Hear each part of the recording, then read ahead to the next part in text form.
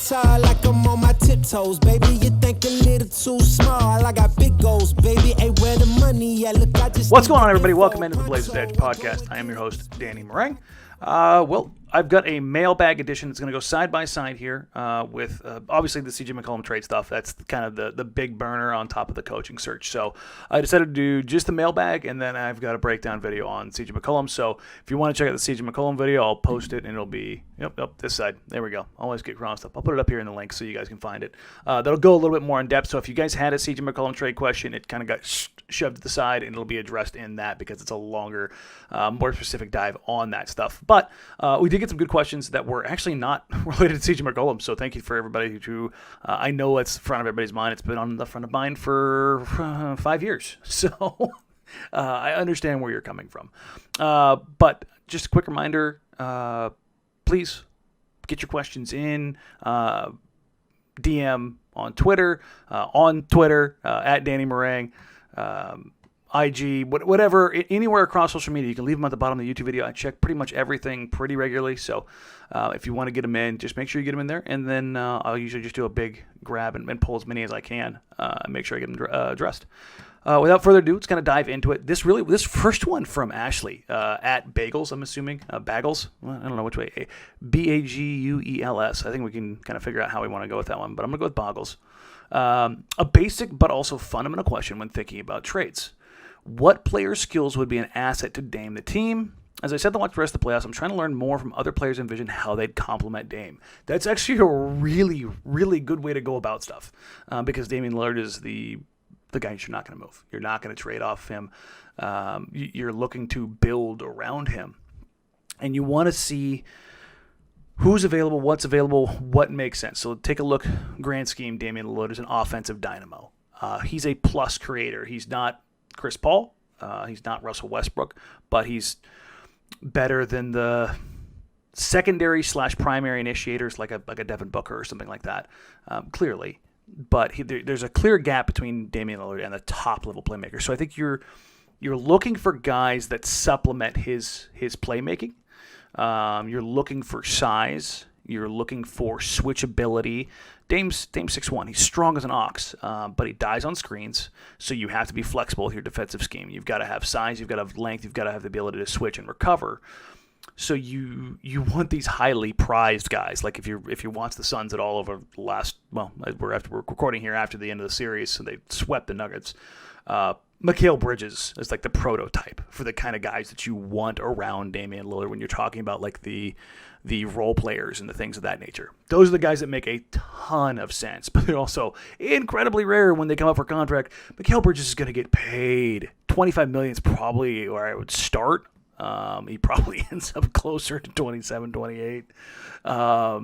He's a stud. So when you're looking for those kind of guys, or if you're looking to trade CJ McCollum, who are the kind of players you're looking to trade them for? If you're moving off Jusuf Nurkic, who are you looking at? So when you're talking about the types of skills, you're looking for these guys that have, and I've kind of hit on this really since the Harkless Aminu era. The idea of Portland has had and continues to have a lot of guys with siloed skill sets. And by siloed, I mean they do X skill really well, but the other stuff just falls off. So you've just got this one like peak silo. Imagine if you're looking at a bar graph, you just see like one that just stands out a ton because that's what they do. That's their one bankable NBA skill. It may be one, maybe two, maybe three, but you need to have a bevy of skills that go above a certain level if you're going to be top and rotation level players. The Blazers haven't really done that well in that regard. I bashed Neil Olshey a lot for not being able to do that, but I think he did well enough in trading Gary for Powell. I think that was a good move, but he's 6'3", not 6'6", not 6'7", not 6'8". So there's a little bit of a trade-off there, but I think Powell's the kind of guy that you look to complement Damian Lillard with in the starting lineup. I think that's the first step in the right direction. Powell's got an insane reach. He's a little bit more defensive-oriented. He gets around screens better. Offensively, this team is an absolute juggernaut. Like, that's not an issue. It gets a little bit dicier when you take McCollum off the team. That's for sure, because he can, even for all of the Stotts doesn't do this, Stotts doesn't do that, he put CJ McCollum in a position to be his most successful version, which is to get to the spots. He doesn't get to the rim. That's a CJ thing. That's not a Stotts thing. He doesn't generate free throws. That's a CJ thing. That's not a Stotts thing. But he does murder in the mid-range, and he literally one of the 5 best mid-range shooters of the last decade. And as a three-point shooter, he's nearly a career 40% guy. So that feeds into Damian Lillard, spreading the court. That's the next thing. If you're talking about after defense and flexibility, the ability to spread the court, open up these driving lanes for Damian Lillard.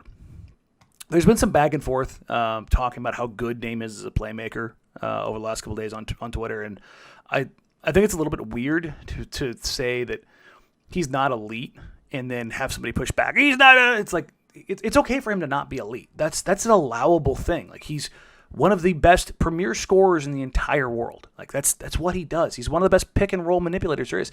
His playmaking skill set is not elite, and that's okay. He's not great making passes at full speed. He's a poor to no. He's a poor lob passer. He's not great in traffic when it comes to in the paint outside of finishing. If you see him like the guys that I call out in this regard are the Chris Pauls, the John Morants, the Russell Westbrooks, right hand, left hand, full speed, decel, acceleration, finding not only the right guy but maybe taking a little bit of a risk. Damian Lillard is probably one of the most risk-averse passers in the league as far as primary ball handlers go. You hardly ever see him force or look to make like that pass. He's very steady, which I think there's part of that. If you want to say where the Stotts stuff comes in, I think the ball control plays a part in that. But also it's Damian Lillard. If he wants to make the freaking pass, he'll make the pass. If he wants to push the ball, push the pace, he'll push the pace. Like we saw Norm get added to this team, and that happened.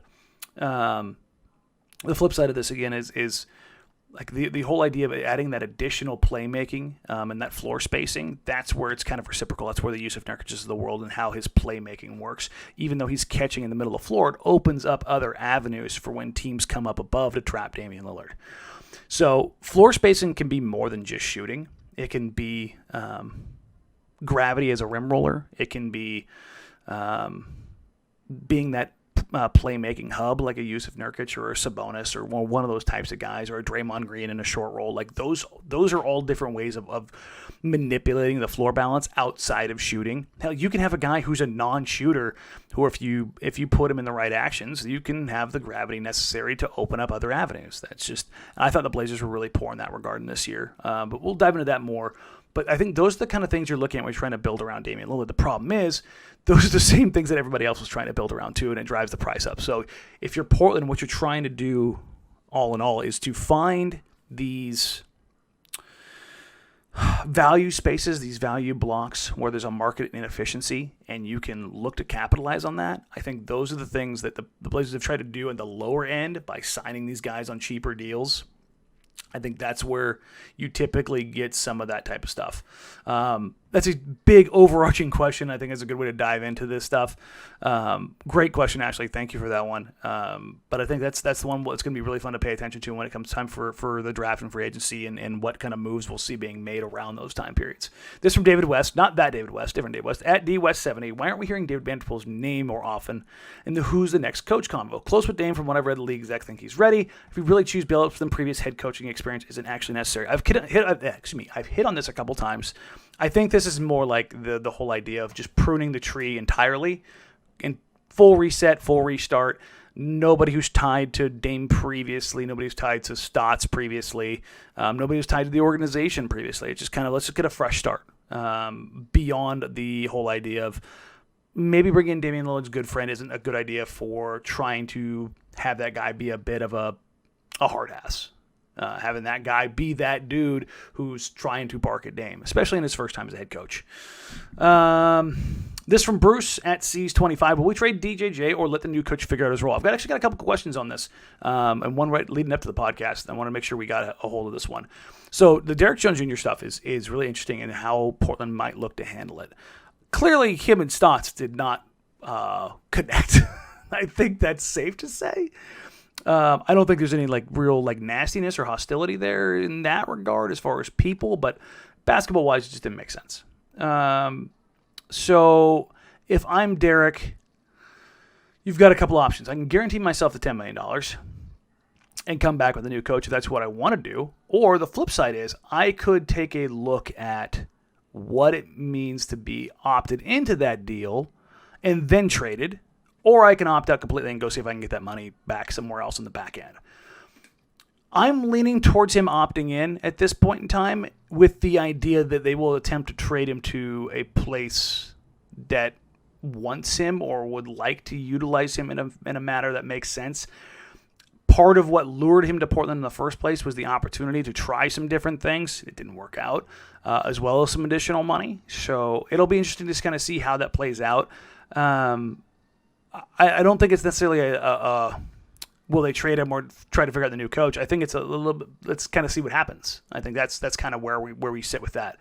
From Joel, may have missed the boat here. Would you say height on the front court is important to address this offseason? Yeah, it is. Not only height, mobility, switchability. I know a lot of people got frustrated with the whole idea of, well, you can't play drop coverage, you can't play drop. Cool. Find me the guy who's not going to play drop coverage. And if you say Harry Giles, stop talking. Please don't do that. That's not a thing. I like Harry. Relying on Harry Giles to be the anchor of your defense behind CJ and Dame is a nightmare. That is a nightmare in waiting. There's no in-between coverage that figures that out. I hope Harry figures it out because I love his games, particularly his playmaking. You can't use him as a rim protector in that defense. He gets bullied, he gets bodied, and IQ-wise, he's just not up to speed yet. I mean, that's just the reality of where he's sitting. But the flip side of this is you can handle this by, well, one, having your other backup big and Zach Collins be healthy if they bring him back. Get a little bit more mobile in the back line and address it with size. I mean, there's a couple guys out there in regards to the free agent bigs, like the Dwayne Dedmons of the world. Sure, like just get somebody out there who makes sense as far as, hell, if Bobby Portis got peanuts this year, if he opts out of his player option, what does that look like next year? Like, do you maybe deal with the idea of throwing a taxpayer MLE at Bobby Portis? Like, I'm not entirely against it. I mean, tough, has added that outside shot, heady IQ defensively, big body, strong as a bull, but moves his feet pretty well. Like, I've seen worse. Like, that's the thing is, like, I wouldn't be against something like that. It's probably a slight overpay, but welcome to Portland where everything is overpaid. So, from CDM 811, how much would it take to pull TJ Warren, Myles Turner to Portland? I'm cheating here. I'm kind of sneaking the CJ McCollum one in here. It's CJ McCollum and I'll address that more in the future, but I guess I missed one. Or I just kind of wanted to tease that again. This from Nathan, I'm not going to read it word for word just because contract stuff kind of keeps me from talking about things. Obviously, the news is out there, NBC Sports, and my contract there is over. It finished with the Blazers season. 4 years was awesome, absolutely awesome. Joe and I and Shane and everybody else that we worked with, it was the thrill of a lifetime, absolutely unreal. But stuff isn't over. So I'll just say that I've got some stuff in the works. The ink is already dry on, so that I'll be announcing here shortly. But I will be continuing to do a lot of stuff around the Blazers, and my wife is thrilled. So, but thank you to everybody who reached out. It's been really, really cool. This is the first off season where I haven't known what entirely was good, how things were going to go. So this is kind of cool. But yeah, it's one of those things that there's definitely gonna be some changes, but I'm definitely not going anywhere either. So stay tuned, and like I said, I'll announce some more stuff on that as it comes up. Getting into the coaching side of things from Triple Dog at Eric J. Also, of those on the coach list, do you have a ranking of most likely to happen and who you would like to be hired? So we've got the addition of Dawn Staley and Becky Hammon, and I've heard that they're now going to get interviews, which that's a big change. I've heard Dawn Staley's name thrown around in the past, but I have not heard Becky Hammon's name thrown around at all, and I have heard from multiple people that don't even ask about Becky. So, and that's from down in San Antonio. So, whether that's a little bit of leverage play for Becky and her staff, or something happened in San Antonio, or something along those lines, from what I've heard, Chauncey Billups is the front runner. I don't really prefer any coach that's not had experience over one coach that hasn't had experience. I don't know what their game plans are going to be. I don't know how they're going to coach guys. Like, I can have a general idea. Like, Becky's probably got the most experience of them. But beyond that, I don't know. So, but as far as most likely, my money right now is heavy on Chauncey. There's some dark horse candidates out there that if they came through with the right offer, maybe. Like, I think that you're holding out hope for if you're not excited about this list. But that's kind of what I look at. But if you had to keep one, who would you keep, Melo or Enes, and who would you pair them with, either an existing player on the roster, a trade, or a signing? This one was actually hard for me because Melo in a vacuum as a spot-up three-point shooter and like kind of a bailout and a shot clock guy is not the worst situation, but I just don't think he can accept that role entirely. And being a year older, I have a hard time thinking he's going to age all that well with the other stuff outside of the three-point shooting. So that leads me to go with Enes because as a regular season center, he's going to get played off the floor in the playoffs. That's the reality. If I had to choose between these two, I'd probably lean on Enes because he can give you the 82 games of the production. You know what he can do in that regard. The difference is you've got to pair him with somebody not named Carmelo Anthony. So if they bring Zach back, they showed in the past that they could play off each other, particularly in the regular season. In the right matchup, you might be able to play Kanter in the playoffs for limited appearances, but if he's your third big, like if he took like a vet minimum or something like that, cool. I'd be totally fine with that. But I think I'm going to go that way. And that's not even me like being anti-Melo. I don't think his game's going to age all that well. So this from Harry, best possible and most importantly, realistic free agent signings. So it depends on what Portland's going to do, right? Like there's this whole idea of trading CJ McCollum. Is Jusuf Nurkic back next year? Are they able to re-sign Norman Powell? Personally, I think I lean towards the bigs, like which guys are going to be out there. Like I kind of highlighted that a little bit with like a Bobby Portis, a Dwayne Dedman, one of those bigs that, here's the thing about bigs. You're either like a really top end big, that next level down, or there's that next crust, but probably Nurk falls in. Like he's maybe not. So you've got like what, 3 no BS elite superstar centers. Then you've got 4 or 5 guys, like you can make a conversation for Nurkic in here, but Nurk's a top 10 center, but is he like 8, 9, 10, or is he, 5, 6, 7? And I think that's where like there's a drop between those guys. But there's also value in those guys. So it kind of depends, but I think they need to lean on the bigs. They got exposed big time anytime Jusuf Nurkic wasn't on the floor. Like that was hilariously bad. So, and I don't care who you have coaching. Like they were just unplayable in matchups. The teams were just hunting those guys, and there's no amount of covering that up with the personnel they currently have. So, I would lean towards guys like that. The Bobby Portis, Dwayne Dedmans. There was somebody else on that list that I had, but I can't remember off the top of my head. But I think there's some realistic bigs that they could attempt to go sign, and then kind of figure things out from there. I think that's currently where they're sitting. This is the last one I'm going to hit on here real quick. This is from Credence, at Credence26. What is Nurk's trade value? I asked this question on Twitter, and actually before I saw Credence's question, so perfect timing, because that's the next thing I'll address in the next video.